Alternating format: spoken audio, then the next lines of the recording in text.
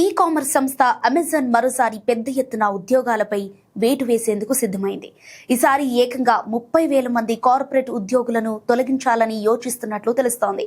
ఈ మేరకు రైటర్స్ వార్తా సంస్థను ఉటంకిస్తూ మీడియా కథనాలు వెలువడుతున్నాయి.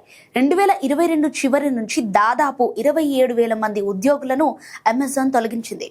ఈ క్రమంలో తాజా తొలగింపులు కంపెనీ చరిత్రలోని అతిపెద్దది కానున్నట్లు తెలుస్తోంది. అమెజాన్లో దాదాపు 3,50,000 మంది కార్పొరేట్ ఉద్యోగులున్నారు. తాజా తొలగింపులు కంపెనీ మొత్తం ఉద్యోగుల్లో 10% వాటాకు సమానం. కంపెనీ ఖర్చులను తగ్గించుకోవడంలో భాగంగా ఈ తాజా లే ఆఫ్ల నిర్ణయం తీసుకున్నట్లు సమాచారం. అయితే అమెజాన్ గత 2 ఏళ్లుగా పరికరాలు, కమ్యూనికేషన్లు, పాడ్కాస్టింగ్ సహా ఇతర విభాగాల్లోని ఉద్యోగులను తగ్గిస్తూ వచ్చింది.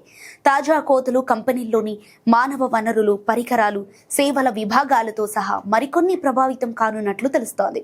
అయితే ఈ తొలగింపు ఈమెయిల్కు సంబంధించి ఉద్యోగులతో ఎలా కమ్యూనికేట్ చేయాలనే విషయంపై ఆయా విభాగాల నిర్వాహకులకు కంపెనీ ప్రత్యేక శిక్షణ కూడా ఇచ్చింది.